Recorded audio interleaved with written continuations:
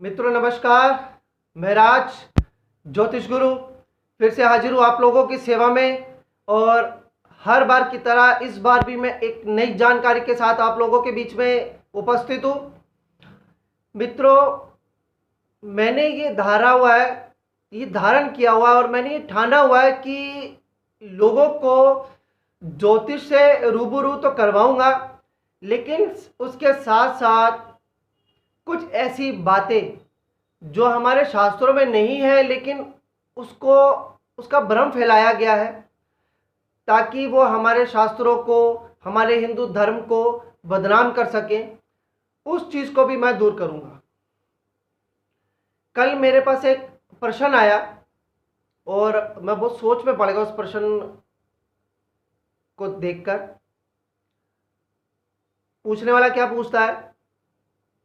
पूछने वाला ये पूछता है कि क्या गुरुजी ऐसा होता है कि हम कभी अगर किसी का मुख देखकर उठें तो सारा दिन अच्छा जाता है, और कई बार किसी दूसरे का मुंह देखकर उठें तो सारा दिन बुरा जाता है। क्या किसी का मुंह देखना अच्छा या बुरा होता है? आप सोचे कि अगर ये प्रश्न आप लोगों के सामने आया होता तो आपने किस तरह से रिएक्ट किया होता।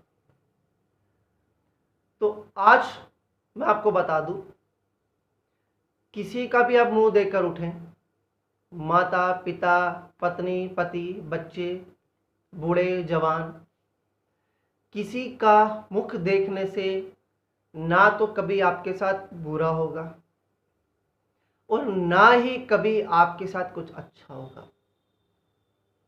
किसी का मुंह या मुख और आपके साथ अच्छा या बुरा होना, इन दोनों का क्या संबंध है भाई? ये एक भ्रम फैलाया गया वेस्टर्न कंट्रीज की तरफ से। ये एक भ्रम फैलाया गया एंटी हिंदुओं की तरफ से। ये एक भ्रम फैलाया गया वामपंथियों की तरफ से कि हिंदू लोग ऐसा सोचते हैं। इस बात को इतना फैलाया गया कि आप और हम इस बात को लेकर विश्वास करने लग गए। इन चीज़ों को नाटकों में, टीवी सीरियल्स में, फिल्मों में इतना बताया गया कि अब ये जो है हमारे लिए ये अब नॉर्मल हो गया है। हम लोग नॉर्मली सोचने लगते हैं और कहने भी लगते हैं, यार तेरा मुंह देखकर उठा था इसलिए बुरा हो गया। हम सोचते भी नहीं कि हम किसे कह रहे हैं। हम अपनी पत्नी को कह रहे हैं, अपने पति को कह रहे हैं, अपने माता या पिता को कह रहे हैं। आपने, किसी व्यक्ति ने अपनी पत्नी को कह दिया कि आज तेरा मुंह देखकर उठा था तो बुरा हो गया। अरे भाई, वो पत्नी तो 15-20 साल से आपके साथ रह रही है। आप पता नहीं कितनी बार उसका मुंह देखकर उठे होगे, पता नहीं कितनी बार आप अपने पति का मुंह देखकर उठे होगे, पता नहीं कितने सालों से आप अपनी माता का, अपने पिता का, अपने बच्चों का मुंह देखकर उठे होगे। जब आप उठते हो, जब आप अपने घर में सोते हो, उठते हो, तो क्या दूसरे लोग आपके घरों में होते हैं क्या? पता लगे जी आप सोए तो अपने पति पत्नी के साथ उठे तो पड़ोसी के पिताजी आपके साथ बेड पे सोए हुए उठे और आपने उनका मुंह देख लिया, ऐसा होता है क्या? जब आप रात को सोते हो तो अपने माता पिता, बीवी बच्चों के साथ सोते हो। किसी यार दोस्तों के साथ जाते हो तो कितना होता, साल में 1-2 बार। लेकिन क्या अगर आप किसी अपने यार दोस्त के साथ कहीं बाहर जा रहे हो, उसके साथ कहीं रात को रुकना पड़ गया, तो क्या आपने उसका मुंह पहली बार देखा? नहीं। ये एक भ्रम है जो फैलाया गया है। हमारे हिंदू शास्त्र में ऐसा कहीं भी नहीं लिखा है कि आप किसी का मुख देखकर उठते हो तो आपके साथ बुरा होगा, या किसी का मुख देखकर उठते हो तो आपके साथ अच्छा होगा। हमारे पूरे हिंदू शास्त्र में ऐसा कहीं भी नहीं लिखा है। ज्योतिष में ऐसा कहीं कोई विधान ना मुझे देखने को मिला है, ना मुझे पढ़ने को मिला है कि किसी का मुख किसी के लिए बुरा हो सकता है या किसी के लिए अच्छा हो सकता है। जो ज्योतिष के बारे में जरा सी भी जानकारी रखते हैं वो अच्छी तरह से समझते हैं। हर व्यक्ति के अपने ग्रह होते हैं, हर व्यक्ति के ग्रहों की अपनी चाल होती है, उनकी अपनी महादशा होती है, अंतरदशा, प्रत्यंतर दशा, सूक्ष्म दशा, प्राण दशा होती है, और ये निरंतर चलायमान है। आपको सुख मिलना है या दुख मिलना है, ये ग्रह निर्धारित कर रहे हैं। जब भगवान श्री राम वनवास को गए तो श्री राम और माता सीता एक कुटिया में रुकते थे और लक्ष्मण जी कुटिया के बाहर रहकर उनका पहरा देते थे, सेवा करते थे। 14 वर्षों तक ऐसे ही चलता रहा। जब माता सीता एक दिन उठी होंगी, जब माता सीता का हरण हुआ, तो माता सीता भगवान श्री राम का मुख देख के उठी होंगी, या जब उठी होंगी तो उन्होंने सबसे पहले भगवान श्री राम का मुख ही देखा होगा, क्योंकि उस वन में कौन था जिस किसी और का वो मुख देख पाती। तो क्या उस दिन माता सीता का हरण हुआ? तो क्या इसमें भगवान श्री राम का मुंह सही नहीं था? कैसा भ्रम फैलाया गया है। और उससे भी बड़ी मुझे हैरानी होती है आप और हम जैसे हिंदुओं पर, जो इस बात पर यकीन करने लग गए हैं।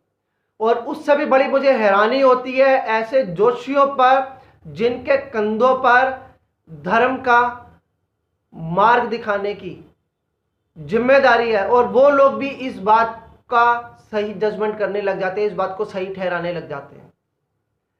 जी मित्रों, ऐसा बिल्कुल भी नहीं है। किसी का मुख किसी के लिए ना तो कभी अच्छा है ना कभी बुरा है। जिसका मुख है उसी के लिए अच्छा या बुरा होगा। आपके लिए अच्छा बुरा नहीं होगा। आपके साथ अच्छा हो रहा है आपके अपने ग्रहों के कारण, आपके अपने कर्मों के कारण। अगर आपके साथ बुरा हो रहा है तो आपके अपने ग्रहों के कारण हो रहा है, आपके अपने कर्मों के कारण हो रहा है।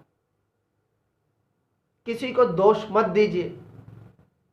आप जो भी भुगत रहे हैं अच्छा या बुरा, वो उसके दोषी, उसके जिम्मेदार सिर्फ और सिर्फ आप हैं। आपके कर्म है इस जन्म के, आपके कर्म है पिछले जन्म के। ना तो इसमें किसी के मुख का, किसी के मुंह का कोई दोष है, ना ही विधाता का कोई दोष है, और ना ही आपके भाग्य का कोई दोष है। क्योंकि आपके ग्रह चालों का निर्माण आपके पिछले जन्मों के कर्मों के आधार पर ही हुआ है। तो इसमें दोषी सिर्फ और सिर्फ आप हैं। अगर किसी दिन आपके साथ बुरा हो रहा है तो उसके दोषी आप हैं। आप अपने मुख के लिए जिम्मेदार हैं। आप जो भी कर रहे हैं उसके लिए, आप अपने कर्मों के लिए जिम्मेदार है। किसी और के मुख को दोष मत दीजिए कि किसी और का मुख आपके लिए बुरा है या अच्छा है। तो मित्रों, मेरी यही विनती है। मैं बार बार अपने बहुत से वीडियोस में यही विनती करता हूं अपने हिंदू भाई बहनों से कि अपने शास्त्रों को पढ़ो, गीता जी को पढ़ो, उसके मर्म को समझो। श्री हरिवंश पुराण लेके आओ, उसको पढ़ो। श्री शिव पुराण लेके आओ, उसको पढ़ो। वेदों की किताबें उसको पढ़ो। लेकिन आंख बंद करके भी नहीं पढ़ना है, क्योंकि जो सच था, सच में बहुत सी चीजें छुपा दी गई हैं। आपको इन बुक्स के अंदर बहुत सा झोल भी मिलेगा, लेकिन आपको समझने की जरूरत है। और अगर आपको कोई चीज समझ नहीं आई तो उसके लिए आप किसी सियाने से, किसी ज्योतिषी से, किसी साधु संत के संग में जाएं, उनकी शरण में जाएं, उनसे उस बात को पूछें, समझें।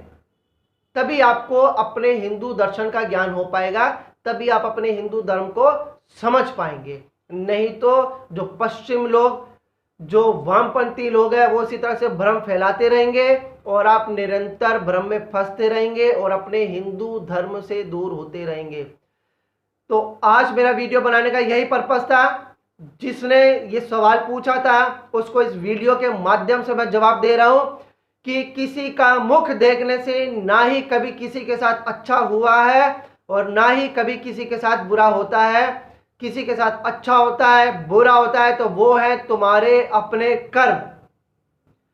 मित्रों, अगली बार फिर एक नई जानकारी के साथ मैं हाजिर होऊंगा। तब तक के लिए मुझे आज्ञा दीजिए। और अब तक अगर आपने मेरा चैनल सब्सक्राइब नहीं किया है तो इसे सब्सक्राइब कर लीजिए, ताकि मेरे आने वाले वीडियोस का नोटिफिकेशन आपको तुरंत मिल सके।